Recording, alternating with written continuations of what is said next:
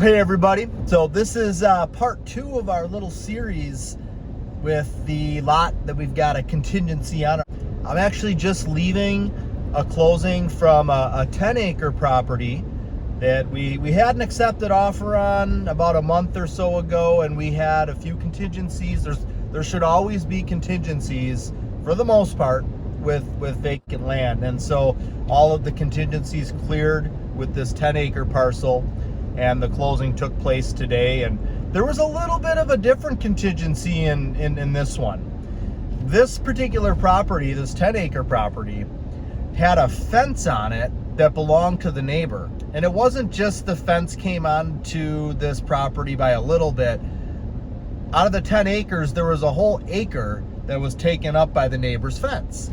So, you know, I knew the whole time that I had this property listed that, you know, once we got a buyer, we were going to have to work this out with the neighbor. And the seller, great guy, he developed it's a small neighborhood in Dover, Wisconsin with 10-acre parcels. And I think there's like 6 of them in there. So just a small neighborhood with big lots. And it's a horse fence. You know, they basically have a pasture for their horse, the neighbors do. He ended up setting a meeting once we got the accepted offer. He set a meeting with the neighbors that had the fence and with myself and with the buyer. And I represented both the buyer and the seller in this transaction. So I listed the property for the seller developer. And then I'm a home builder, so I was working with somebody trying to find them a piece of property that we could build a home on for them. We found this one. And so we had this contingency that, you know, the buyer had to be okay with what was ever going to happen with the fence. And so we all went to a bar restaurant and sat down, and the neighbors with the fence were really, I mean, they said, hey, if it comes to it, we'll just move the fence. They take in rescue horses. So the buyer, you know, said, well, I'm not even using the land right now. I'd feel like a real jerk if I just told him to move the fence. So I think what they're going to do is he'll actually end up leasing them just for a small monthly amount, but hey, it's some income that comes in that particular part of the property to keep the fence on. So it's a win-win for both sides. The other contingency in there was this particular neighborhood, albeit a country subdivision with 10-acre lots, there were some covenants and restrictions, one of which said that the minimum roof pitch for the home had to be 612. They didn't want roofs that were too flat, like 312 or 412. They didn't want like modular type homes in there. So the blueprint that we had drawn up for this particular buyer was actually a 412 roof pitch, but it really went along with the style of the home. It wasn't because, oh, we were trying to be cheap with the home and didn't want a high roof pitch. It really just went with that style of home. So the seller took the plan, met with all the neighbors, had all of the neighbors sign, and he had a notary with him. He had all the neighbors sign, and the signatures were notified right then and there at these people's houses in the neighborhood. They all agreed that, hey, the house looks great, we're okay with this. But there was a contingency because the buyer didn't want to go through with buying the property if he was going to have to change the look of his home, because it just wouldn't have worked right. It would have added expense to the build. So that needed to happen, and that came pretty much all the way down to the wire. The closing was today, Friday. He ended up getting the last of the signatures on Wednesday, but everything worked out great. Closing happened. So now I'm on my way to this Bay Philly property so that we can get some test holes dug and kind of take a look at what's in the ground, make sure the soil's okay. I've got all the other contingencies cleared on the property, so as soon as this contingency is cleared, as long as the soil's good, we don't have any issues that we unearth when we're doing the test holes, then we should be good to go there. So let me back up just a minute. So the contingencies are cleared if we, the buyer, want them to be. It's important the type of contingencies that get put into an offer. In this particular case, even if the test holes check out and we have no issues there, we have determined, because of the lay of the land, it is lower land there.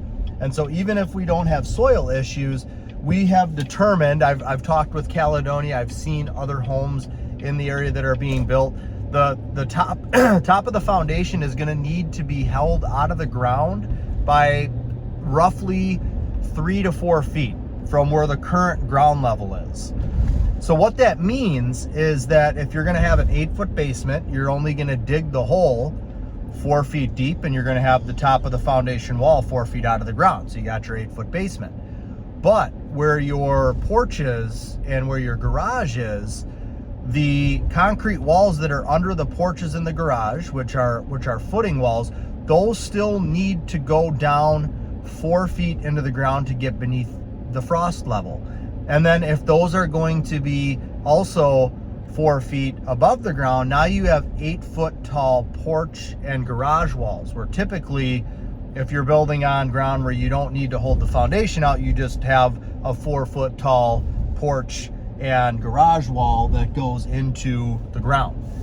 But if you've got a garage and porch walls that are 8-foot tall and they are sticking out of the ground by 4 feet, what do you do with the space between the ground level, which is 4 feet beneath the top of the porch and garage wall? So you got the ground level, and then up at the top of the porch and garage wall, that's where concrete will be poured. You've got to fill all that in with stone. So with having the walls held out of the ground, you're going to have a lot of fill that you need to bring in. You're going to have to build up the driveway. You don't want to have your house just like sitting on top of a hill, so you're going to want to bring in a lot of fill to kind of fill in everything around it and taper feather everything off very nicely. And then you're going to have all that additional stone in the garage and in the porch, and you're also going to have taller porch and garage walls. So you're probably going to have, and I mentioned this to the buyer, there's probably going to be $20,000 of additional expense above and beyond the norm. One of the contingencies that we put into the offer says that the buyer is able to do their due diligence to determine what all of the site improvement costs are and to approve what the site improvement costs are. So for us, the buyer, this is a very good, loose, general contingency, because it says approve. I mean, the cost improvements could really be, less than what they normally are, and technically the buyer could say, I don't approve that. So the verbiage in there that, basically the buyer, if he doesn't approve whatever relating to site improvement costs, we have an out. Now, it does say that we have to deliver notice to the seller. So we basically have to deliver a document, and we're going to want, you're going to want some type of an explanation in there. So it would be very easy here for us to say, we're delivering notice that we don't approve the site improvement costs because we have to do this, that, and the other, and there's going to be approximately $20,000 additional in site improvement costs. And then we have a cancellation and release that goes along with that. So seller signs both of those, we send buyer signs both of those, we send to the seller. And then it also states in the offer that if we deliver notice or if any of our contingencies do not work out, that the full amount of the earnest money is to be refunded back to us. So the buyer is completely protected here. And that's what you want. We've been looking for properties for a year for this buyer, and we finally found one. And we don't want to wait to submit an offer until we find all this stuff out, because somebody else could come in and get an accepted offer and we lose out. You want to put in an offer, stake your claim on the property, but have it contingent upon everything that you need to check out. If something doesn't check out, then you get to walk away free and clear, no harm, no foul, and we're looking for the next one. So that's where we're at right now. We're gonna go check out those test holes.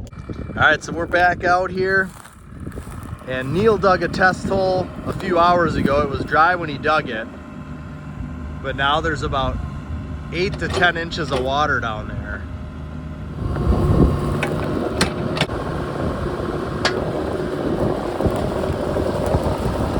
Yikes. All right, so here's the test hole that we dug. We're about 100 and so feet off of the street. We stuck a board down there. There's about 10 inches of water in the hole. The hole is roughly, I guess, 3.5 feet deep. So it's not looking very promising. We hit water going down about 3 feet. In some areas, they will not let you have to have the top of your basement wall 1 foot above the high water mark. So when you go down and you hit water, that's where the high water mark is. So the high water mark here is about 3.5 feet down. Now he wants to do a 10-foot basement too, which means, you know, you should probably only dig a hole on this lot a few feet into the ground at the most, and then put the foundation and have it sticking 7 feet out of the ground. It just doesn't make sense to do.